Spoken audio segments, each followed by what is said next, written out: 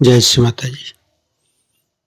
परम पूज्य श्री माता जी, आपकी ध्यान और मेडिटेशन की मंच पर हम सभी विश्व की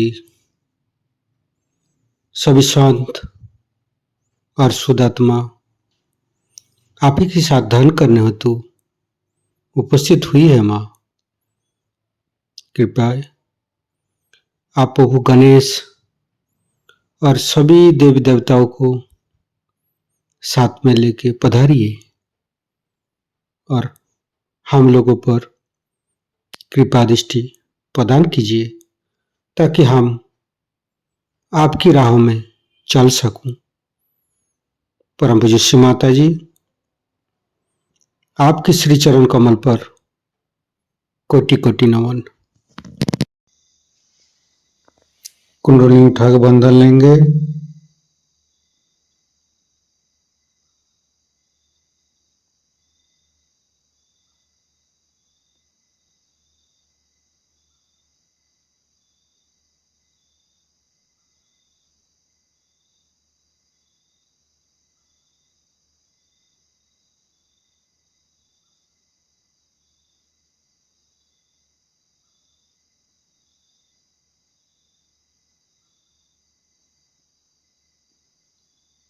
तीनों महामंत्र।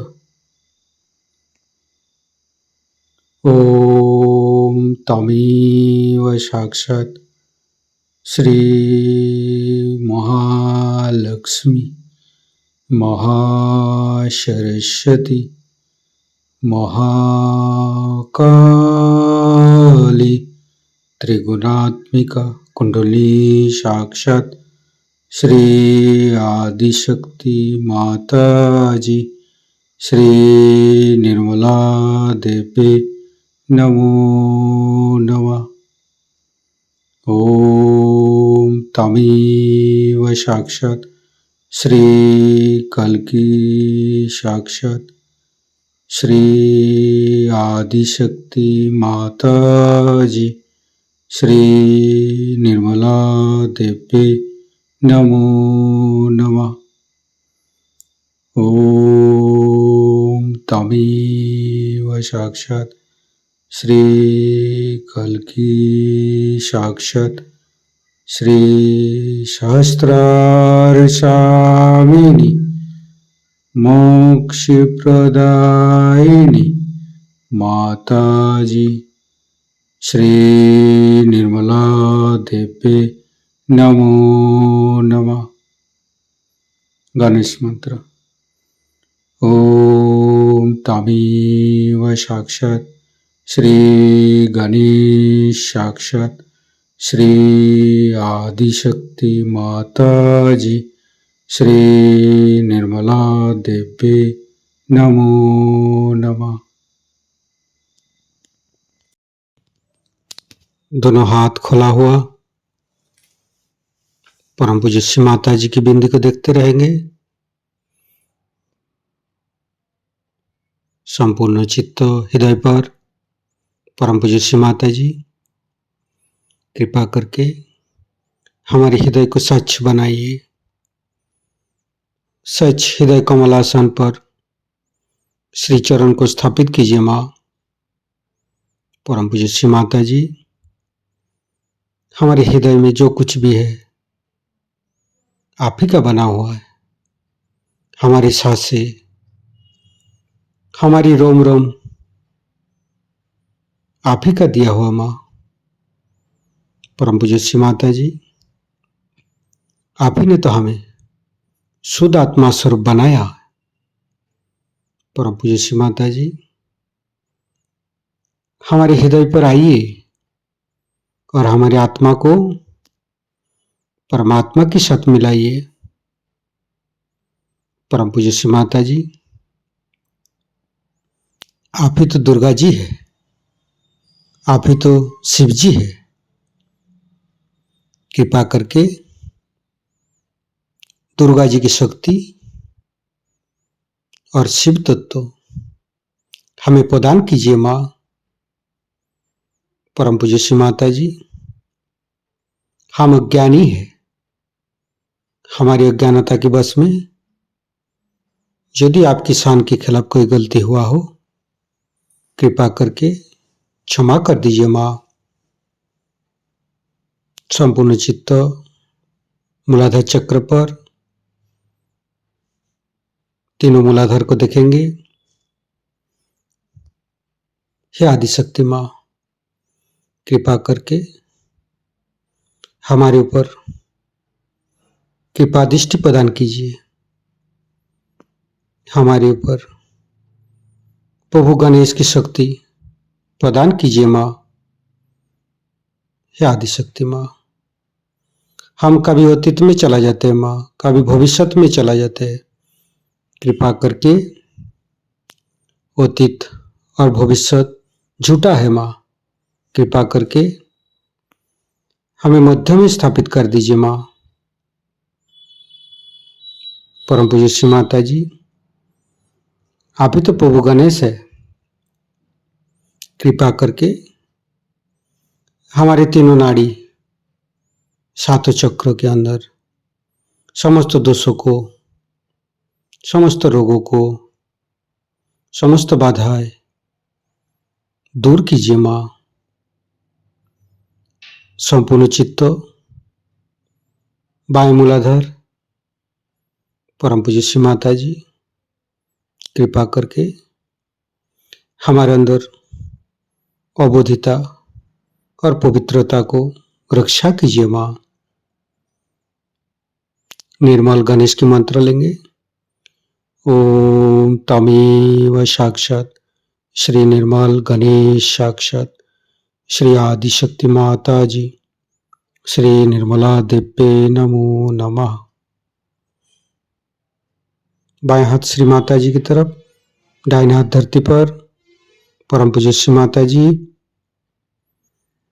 हमारे बाएं मूलाधार में समस्त दोषों को, समस्त बाधाएं को ये दाहिने हाथ तले होते हुए धरती पर विलीन कर दीजिए माँ।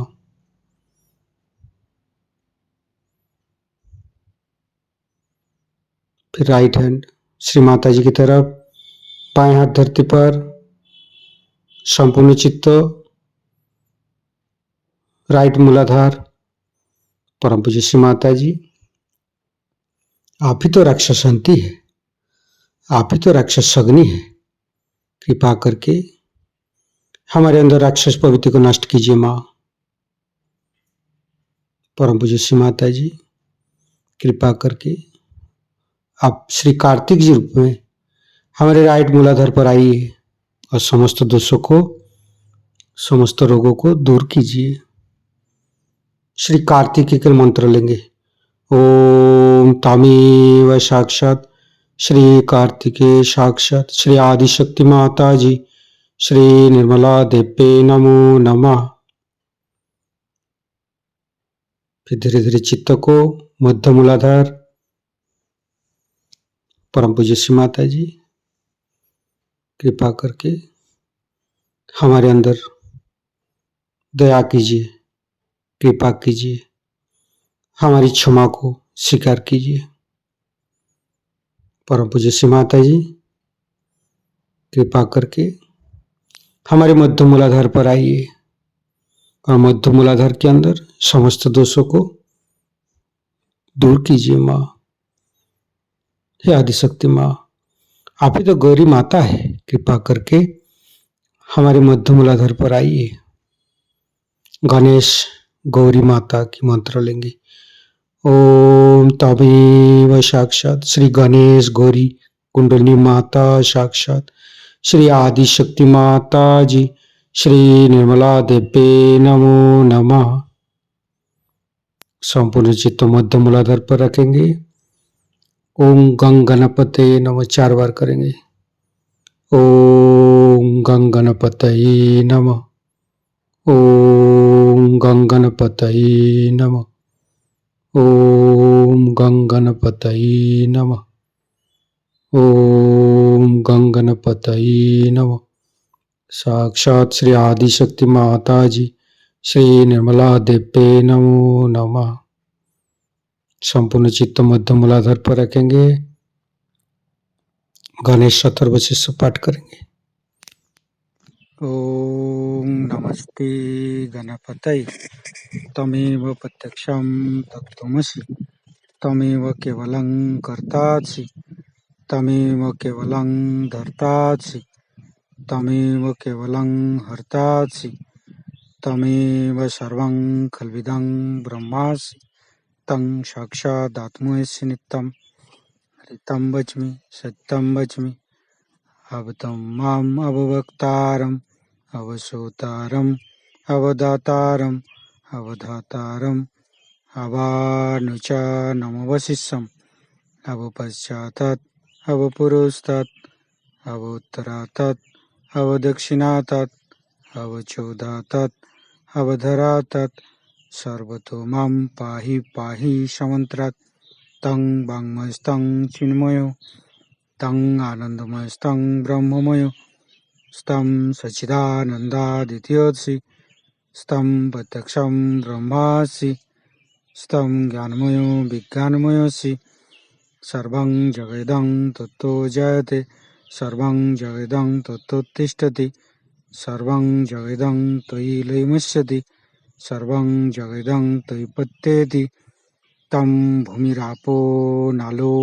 नीलो नमः स्तं चत्वारि वाक्पदानि स्तं गुणत्रयातीतो स्तं देहत्रयातीतो स्तं कालत्रयातीतो स्तं मूलाधारसितोऽसि नित्यं स्तं शक्तित्रयात्मक स्तं योगिनो ध्यायन्ति नित्यं स्तं ब्रह्मा स्तं विष्णुस्तं रुद्रस्तं इन्द्रस्तं अग्निस्तं वायुस्तं सूर्यस्तं चन्द्रमास्तं ब्रह्मभूर्भुवस्सुरं ज्ञानादिपूर्वमुच्चाय वर्णादि तदनन्तर अनुस्वारो परतरो अर्धेन्दुलोसितं तारेण ऋतं एतत्तव मनुष्यरूपम् अकारो पूर्वरूपम् अकारो मध्यमरूपम् अनुस्वारो शान्तिरूपम् बिन्दु उत्तररूपम् नादं सन्धानं संहिता सन्धि शैषा गणेशविद्या गणकऋषिः निश्चित गायत्री छन्द गणपतिर्देवता ॐ गं गणपतये नमः।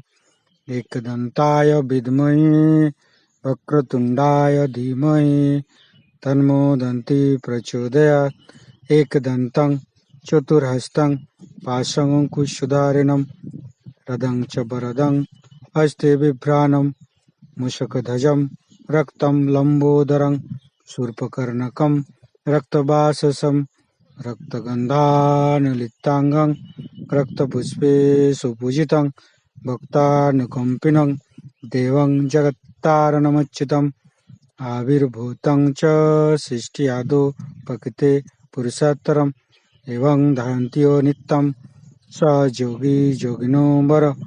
नमो बृहत्पतये नमो गणपतये नमो पमतपतये नमस्ते अस्तु लंबोदराय दन्ताय विघ्ननाशिने शिवसुताय श्रीवरदमूर्तये नमो नमः। साक्षात् श्री आदिशक्ति माताजी श्री निर्मला देवी नमो नमः। धीरे धीरे चित्त को लेफ्ट स्वादिष्ठान राइट स्वादिष्ठान मध्य, फिर चित्त को राइट नाभि लेफ्ट नाभि मध्य नाभि, फिर तीनों हृदय तीनों विशुद्धि फ्रंट आज्ञा बैक आज्ञा। परम पूज्य श्री माता जी हमारे अंदर अहंकार पति अहंकार को दूर करके हमारे ब्रह्मरंध्र को खोल दीजिए माँ। संपूर्ण चित्त ब्रह्मरंध्र पर सिर के तालु भाग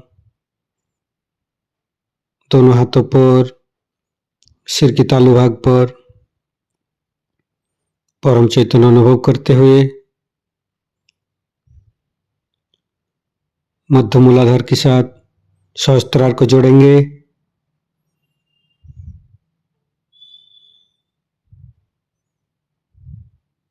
लेफ्ट मूलाधार के साथ सहस्त्रार को जोड़ेंगे।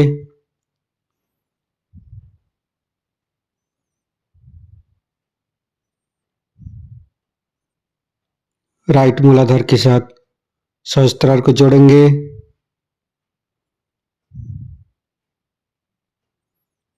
फिर संपूर्ण चित्त सहस्त्रार पर रखेंगे।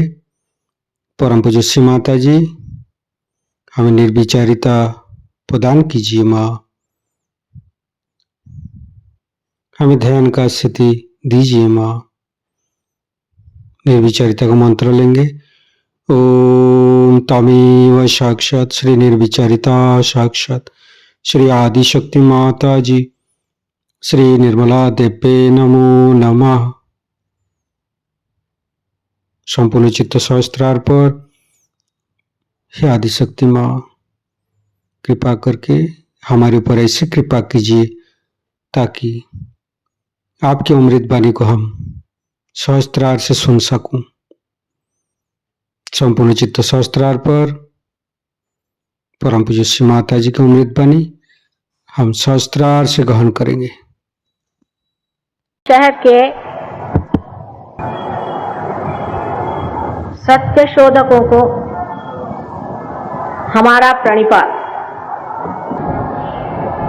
सत्य की खोज के बारे में अनादिकाल से इस देश में अनेक ग्रंथ लिखे गए हैं। इसकी वजह यह है कि इस भारतवर्ष की जो भूमि है, इस भूमि में बहुत से आशीर्वाद छिपे हुए हैं जिसके बारे में हम जानते नहीं। यहाँ की आबोहवा इतनी अच्छी है कि आप जब घर से निकलते हैं, आपको जैसे लंदन में हमें लबादे लादने पड़ते हैं और निकलने से पहले 15 मिनट तैयार होना पड़ता है, ऐसी कोई आफत नहीं। बाहर आते ही प्रसन्न, ऐसी सुंदर प्रच्छन्न हवा बहती रहती है। यहाँ एक इंसान जंगलों में भी, पहाड़ी में भी, झरों के पास, नदियों के किनारे बड़े आराम से अपना जीवन बिता सकता है। यह हालत किसी भी देश में इतनी अच्छी नहीं है। या तो देश बहुत ज्यादा गर्म है या बहुत ज्यादा ठंडे हैं। अतिशयता की प्रकृति होने की वजह से वहां पर लोगों को हर समय प्रकृति से झगड़ना पड़ता है और ये संग्राम करते करते लोगों की वृत्ति आक्रमण करने वाली हो जाती, आक्रमणकारी हो जाती है।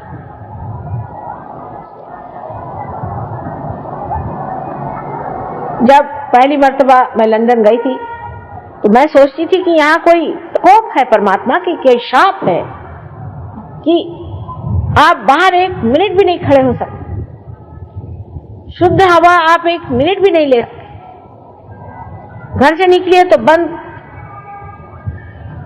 मोटर में बैठिए दौड़कर, और फिर जहां भी जाइए वहां से दौड़कर आप घर में घुस जाइए। कभी भी प्रच्छन्न इस प्रकृति का मनोरम आस्वाद लेने की कोई सी भी व्यवस्था वहां नहीं है। शायद इस वजह से एक मां की दृष्टि से मैं दोष प्रकृति को ही देना चाहती हूँ, क्योंकि आखिर कहीं भी हो मानव परमात्मा के पुत्र है। इस दोष की वजह से हो सकता है कि मनुष्य एक दूसरे से वहां बड़ा कटा रहता है और इस वजह से वहां की प्रकृति में क्या दोष है इसी के और उसकी दृष्टि रहती है। इतना ही नहीं कि इस आक्रामक प्रकृति को किस तरह से आक्रमण से जीता जाए, यह प्रवृत्ति सहज में ही उनके बर्ताव में, उनके विचार में पूरी तरह से दिखाई देती है। ना वहां कोई नदी में नहा सकता है। नदी इतनी ठंड होती है नदी में कि गंगा जी से भी ज्यादा वहां ठंडक होती है। और उसके बाद अगर वहां से आप कहीं से नदी में नहा ही लिए गलती से, तो उसके बाद आपको ऐसी बीमारियां हो जाएंगी जिससे आप जिंदगी भर के लिए जकड़ जाए। जब कोलंबस अमेरिका ढूंढने निकले थे, परमात्मा की असीम कृपा से, मेरे ख्याल से हनुमान जी ने कृपा की कि वो उधर अमेरिका चले गए और इधर नहीं आए। अगर यहाँ जाते तो ना हम रहते ना सहयोग, वहां सबको खत्म कर दिया इन लोगों ने। एक एक आदमी को चुन चुन के मार डाला। और अब जब मैं वहां गई थी और अर्जेंटीना में, पेरू में, उससे भी ज्यादा न्यूयॉर्क आदि किसी भी देश में, मैंने पूछा कि भाई यहाँ के आदि लोग कहाँ हैं, आदिवासी। उन्होंने कहा बस अब म्यूजियम में है, बाकी तो सब खत्म कर डाले। वही हाल हम लोगों का होता। सोचिए अगर कोलंबस महाराज यहाँ पहुंचते तो। ये परमात्मा की असीम कृपा है, वो जमीन के खोज में वहां गए, लेकिन सत्य के खोज में लोग हिंदुस्तान आए।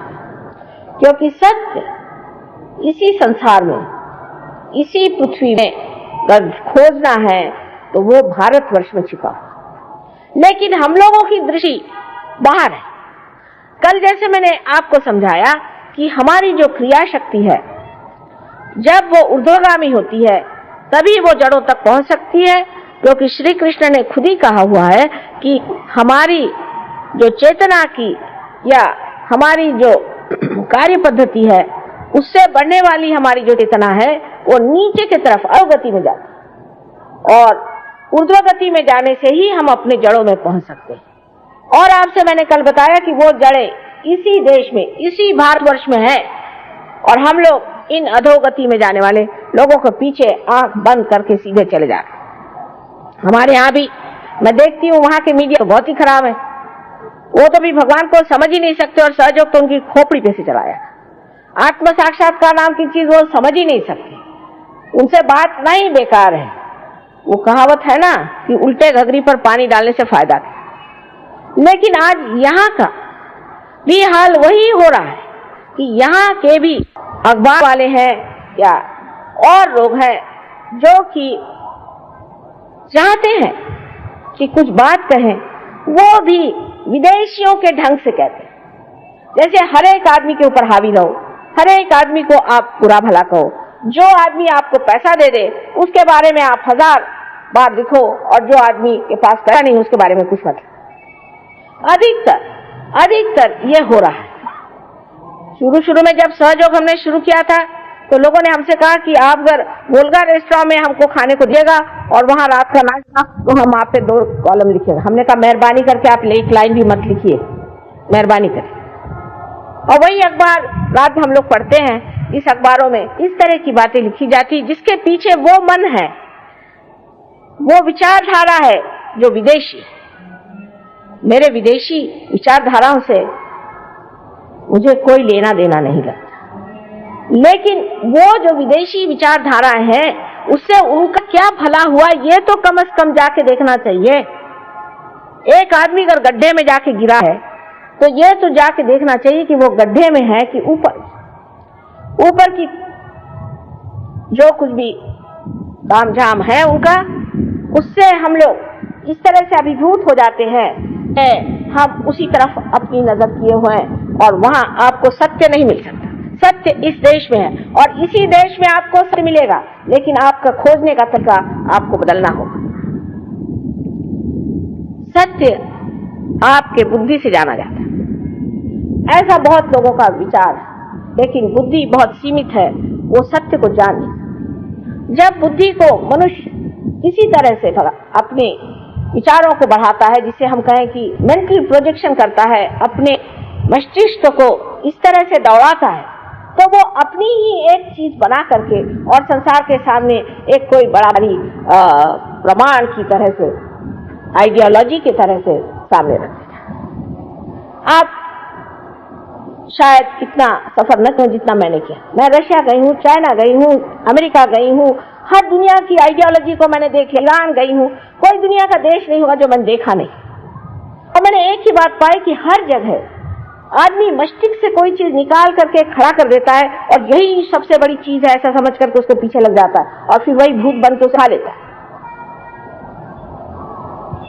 तो सत्य को जानने की इच्छा उसी को हो सकती है जो इसका शिकार हो चुका है, जिसने उस अधोगति की सड़न को, उसकी कुचलाहट को बर्दाश्त किया, जिसकी आत्मा उसमें घुलाई है, वही इसको महसूस करता है।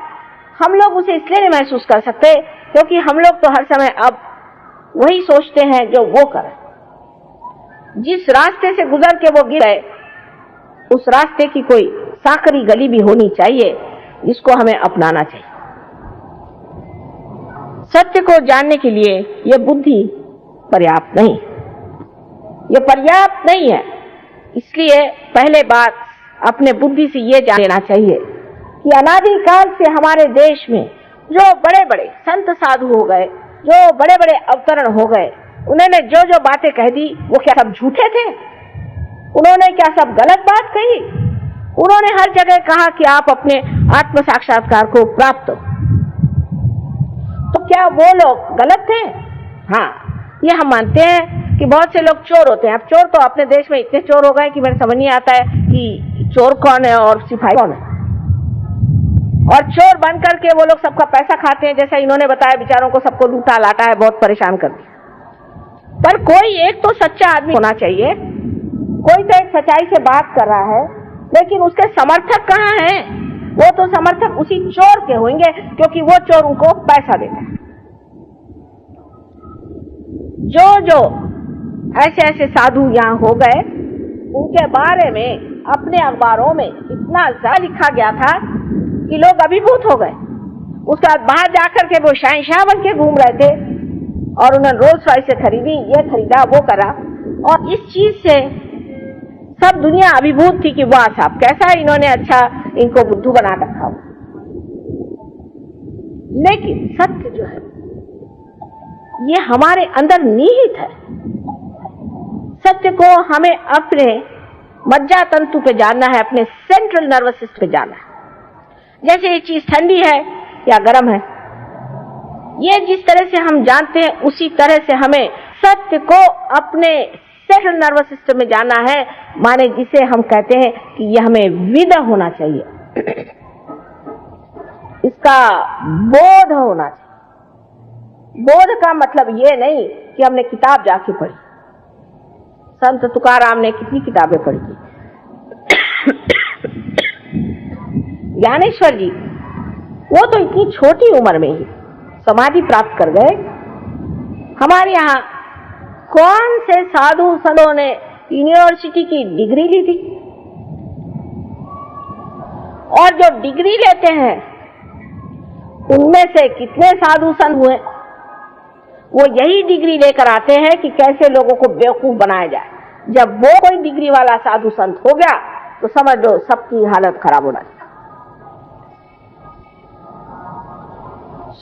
समझना ये चाहिए कि सत्य को जानने से पहले हमें नम्रता में उतरना चाहिए। अभी तक हमने सत्य को नहीं जाना है। हमने जो अभी तक जाना है वो दूसरों की लिखी हुई बातें, दूसरों की पढ़ी हुई बातें, जो चार लोगों ने बता दिया वो जानते हैं। इसने ये कहा, उसने ये कहा, उसने ये बताया, लेकिन हमने अपनी सेंट्रल नर्वस सिस्टम पे कुछ नहीं जाना। हमारी जो मज्जा संस्था है उस पर हमने कुछ नहीं जाना, उसका हमें अनुभव नहीं आया। एक इस नम्रता पर हम आए कि फिर हम जिस सत्य को जानते हैं वो सत्य बड़ा अधूरा सा है। सत्य में जो आप साइंस में जानते हैं वो वहां है, इसलिए आप जानते हैं, नहीं तो आप क्या जानिएगा। कि कार्बन में 4 वैलेंसीज होती है, ये आप देखते हैं इसलिए आप कहते हैं कि वहां है। इसमें कौन सी बड़ी बड़ी बात हो गई? जो है वही ना बता रहे हैं, लेकिन जो नहीं जानते हैं, जिसके बारे में आप अनजान हैं, उसकी ओर अगर आपको दृष्टि करनी है तो नम्रता पूर्वक आपको जानना चाहिए कि अभी बहुत कुछ जानने का है। और जानना शब्द भी जो है ये न से आया है, ज्ञ से आया है। इसका मतलब है हमारे मज्जा संस्था में उसकी प्रचिति होनी चाहिए। इसको मराठी में जाणीव शब्द है। इस बात को आप समझ लीजिए कि अपने बुद्धि के जो आप हथकड़े घुमा रहे हैं या उसी से जो कुछ डोरे निकाल निकाल करके सारी दुनिया को नचा रहे हैं, उसमें आप भी नाच जाइएगा, आपके बच्चे भी नाच जाइएगा और सारी दुनिया नाचती रहेगी और कुछ फायदा नहीं होगा। सत्य को जानना चाहिए, या आप नम्रता पूर्वक पहले अपने अंदर स्थित कर दें। आप कुछ भी हो, जब तक आप आत्म साक्षात्कारी नहीं हैं तब तक हमारी नजर में आप अनजान हैं। आत्मा का जब तक आपके अंदर प्रकाश नहीं है तब तक आपके पास वो अंतर्दृष्टि आई जिससे आप हमारे रंग को या कबीर के लाल रंग को समझ नहीं पाए। मेरे लाल की लाली इत देखूं ती लाल, मैं गई देखन लाली हो गई लाल, मैं ही हो गई लाल। कौन सा लाल रंग था वो, किसकी बात कर रहे थे? ऐसे रंग रंगो रंगे जो लाल लाल कर दीनी। वो लाल किसी को दिखाई देता है क्या? और कबीर दास जी को जो हमने सदुक्री भाषा और आदि कह करके उनके सांझा गिरा दिया और उनके इतने गहन तत्व हमने इस तरह से निचोड़ करके उसको खत्म कर दिया कि वो एक दलित वर्ग के कवि थे। और मुझे बहुत आश्चर्य हुआ कि लंदन में रैदास जी का और कबीर दास जी का उन्होंने वहां मंदिर बनाया है और इस जगह इतनी बड़ी विभूति हो गई और हमने उसे जाना। और बैठे बैठे बुद्धि से हम ये निकाल रहे हैं कि जो दर्जी बनकर के नामदेव थे, क्या वही नामदेव गुरु नानक से मिले थे? या ये निकाल रहे हैं कि जिन्होंने विवेक चूड़ामणि नाम की इतनी सुंदर तत्ववेत्ता पूर्ण, इसे कहना चाहिए, पुस्तक लिखी, ऐसे महान, ये तो बुद्धिवादियों को यही महान लगता है जिसमें वो चक्कर गिन्नी घुमाए।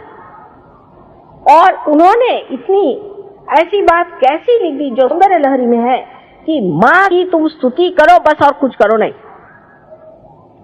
तो ये दो आदमी हो सकते, एक नहीं हो सकता। ये हमारे अक्लमंद जो लोग हैं उन लोगों ने ये बातें ला के रख दी। ये सत्य को कैसे खोज सकते हैं? ये अहंकार का अन्वेषण है। अहंकार की ये झलक ही नहीं पर पूरे तरह से आक्रमण है अपनी समाज पर, जहां पर कि एक अहंकारी अपने दिमाग में कोई बात सोच लेता है और क्योंकि उसको लिखना पढ़ना आता है, या वो बड़ा भारी प्रोफेसर है या टीचर है या बोल सकता है, भाषण दे सकता है, लोगों पर छापता। यहाँ ऐसे बहुत सारे तत्ववेत्ता है। एक हमने परसों सुने कि वो जा करके सब मारवाड़ी लोगों में जा करके बहुत ज्यादा रुपया कमाई और उनको लोग तत्ववेत्ता समझते हैं। और वो गरीब लोगों से बताती हैं कि देखो भाई गरीबी ठीक है, कोई हर्जा नहीं, ये तो पूर्व जन्म के कर्म से तुम पा रहे और आप किस जन्म के कर्म से ये कर्म कर रहे हैं और आपका अगला जन्म क्या होगा। तो बुद्धि के तत्व में सबसे बड़ी चीज जो महत्वपूर्ण घनी बात है वो एक ही है कि हमारे अंदर धर्म जागृत होना चाहिए। जब धर्म जागृत होता है तभी हम सत्य को जानते हैं। अब धर्म का मतलब हम लोग ये समझते हैं हिंदू धर्म, क्रिश्चियन धर्म, फलाने धर्म, ये वो, ये धर्म है ही नहीं। कैसे हो सकते हैं बताइए आप? जब आप हिंदू धर्म की व्याख्या करते हैं, हिंदू धर्म में तो कहा है कि सबके अंदर एक ही आत्मा का वास। फिर आपने जातीयता कैसी बनाई? जब आपके धर्म में व्यास और वाल्मीकि जैसे लोग ब्रह्मर्षि कहलाए जाते हैं, फिर आपने जातीयता बनाई कैसे कि जन्म से ही आदमी धर्म को प्राप्त होता है। ब्रह्म को जानने वाला ही जब ब्राह्मण होता है तो आपने जातीयता बनाई कैसे? आज जातीयता के नाम से लोग चिल्ला रहे हैं। इसको निकालने का तरीका बुद्धि से नहीं हो सकता। इसके लिए सत्य को प्राप्त होना पड़ेगा। जब तक आप सत्य को प्राप्त नहीं होंगे तब आपके अंदर की जातीयता जा नहीं सकती। सत्य को प्राप्त होने के लिए दूसरी बात है कि धर्म में खड़ा होना पड़ेगा। धर्म में खड़ा होना क्या होता है, इसके लिए समझने की बात है। दो उदाहरण हम देंगे। एक श्री कृष्ण का। श्री कृष्ण को लोग सोचते हैं कि उन्होंने अहिंसा सिखाई।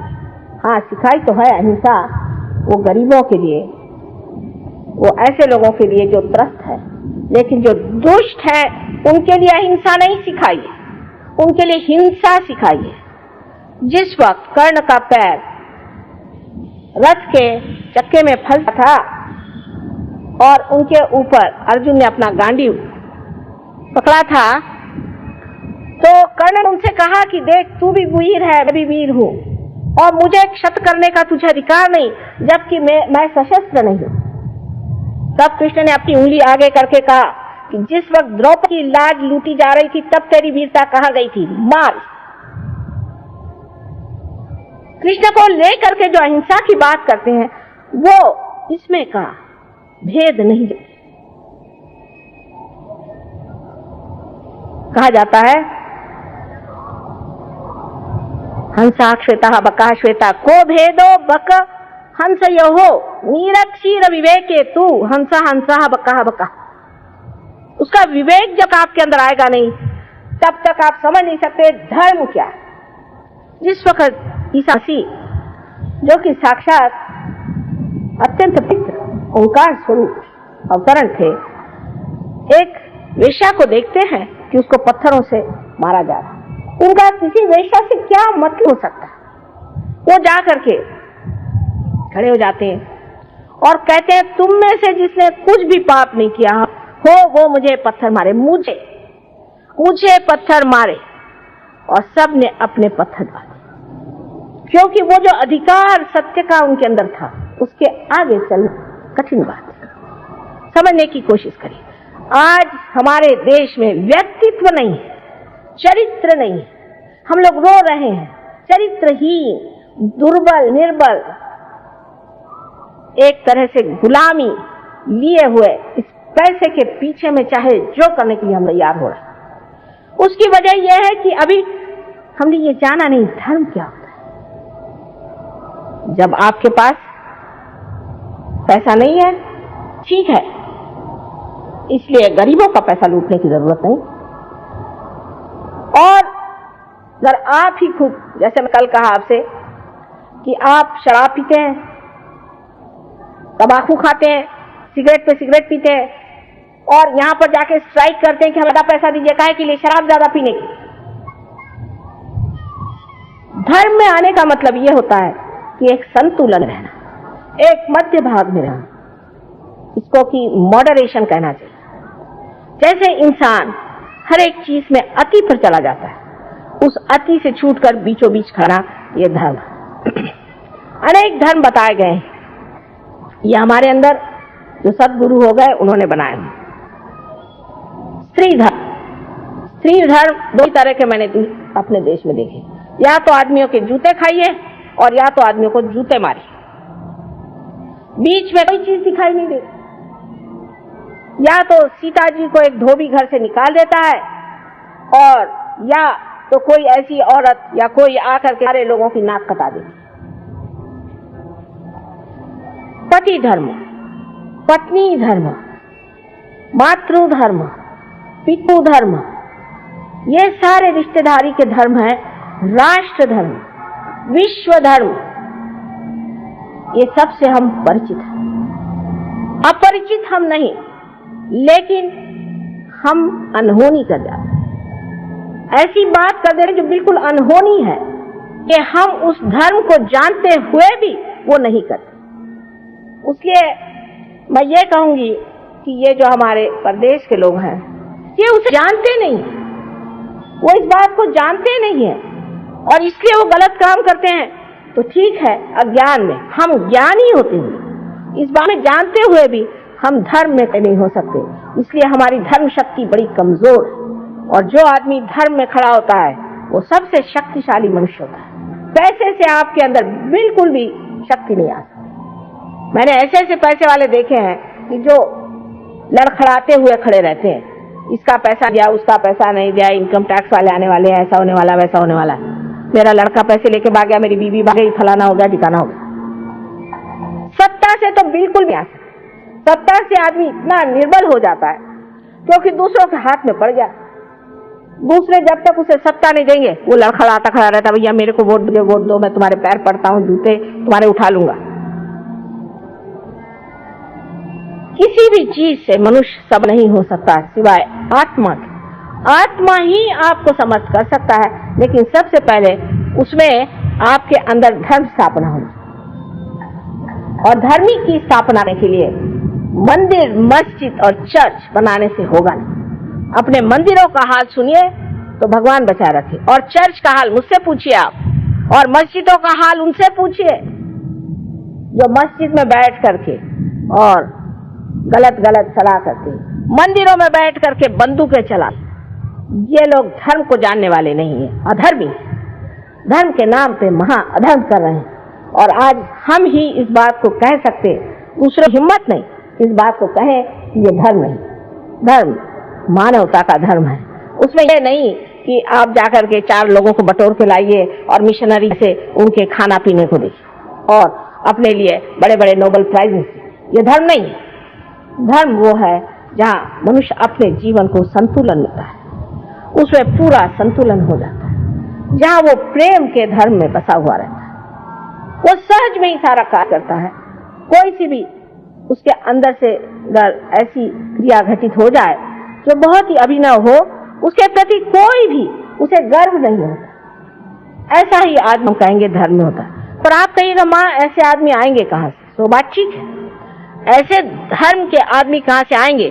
जैसा मैंने कल कहा कि मार्क्स ने कहा कि ऐसे लोग होने चाहिए कि जो यहाँ स्टेटलेस हो जाए, स्टेट न रहे। ऐसे लोग होना चाहिए कि जो आपस में इतने प्रेम से रहे कि कोई झगड़ा ना हो। सबसे ज्यादा डिवोर्स तो वहीं होते हैं जहाँ मार्क्सवाद चल रहा है। तो क्या गलती हो गई वहां पर?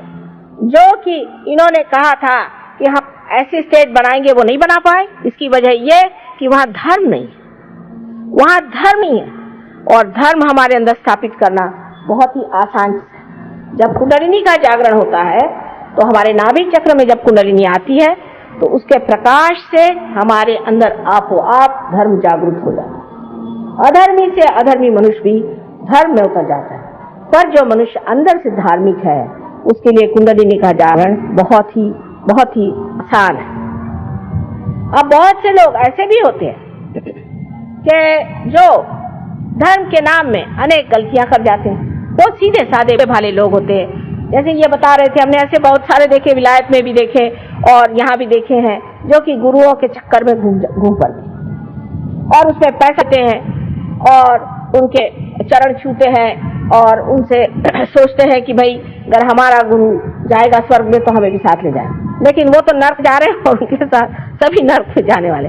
उसके लिए पैसा देकर के आप नर्क जा रहे हैं। एक बात आपको जान लेना चाहिए कि कोई सा भी गुरु जो रुपया पैसा मांगता है वो सदगुरु नहीं है।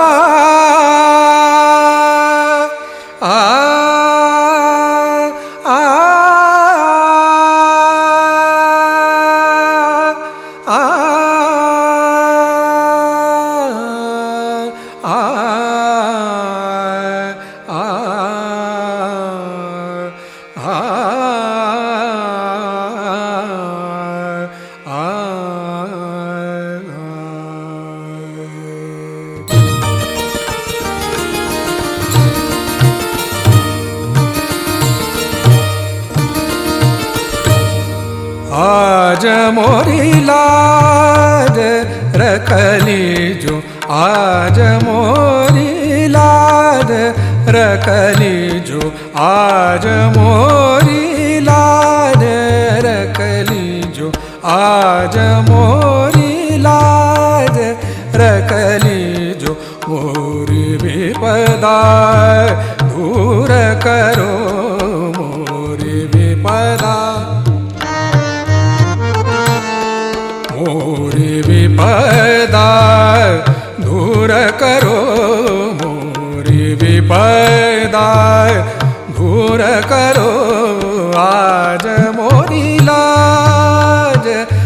रखली जो।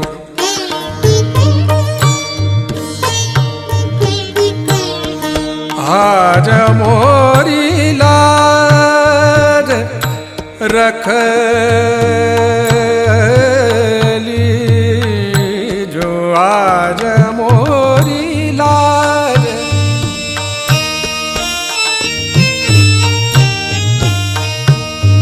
मोरी लाज,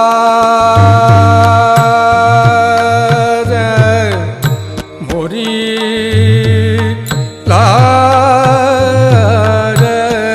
आज मोरी लाज रखली जो।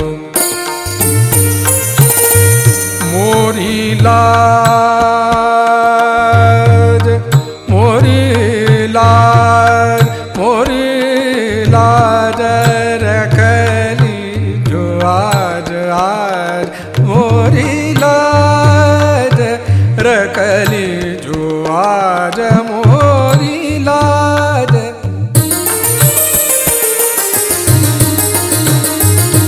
मोरी लाज, मोरी लाज, आज मोरी लाज रखली जो।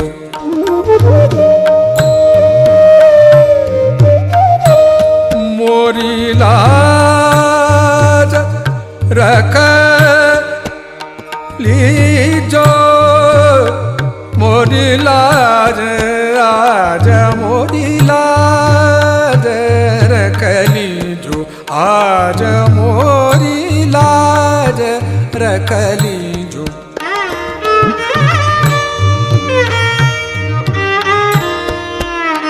मोरी लाज,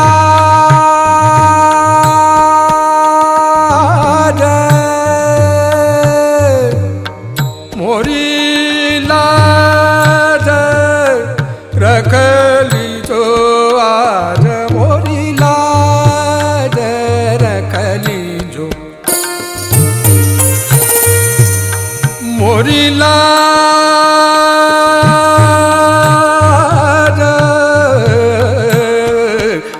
गौरी नंदन हे दुख भंजन।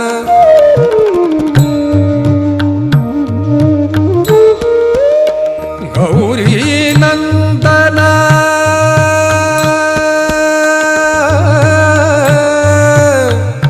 गौरी नंदन, गौरी नंदन, गौरी नंदन, गौरी नंदन हे दुख भंजन। गौरी नंदन हे दुख भंजन, तुम ही आके धीर बंधाओ, तुम ही आके धीर बंधाओ। आज मोरी लाज रखली जो, आज मोरी लाज रखली जो। मोरी विपदा दूर करो, मोरी विपदा दूर करो, आज मोरी लाज रखली जो, आज मोरी लाज। ओम त्वमेव साक्षात् श्री गणेश, साक्षात् श्री आदि शक्ति माता जी, श्री निर्मला देवी नमो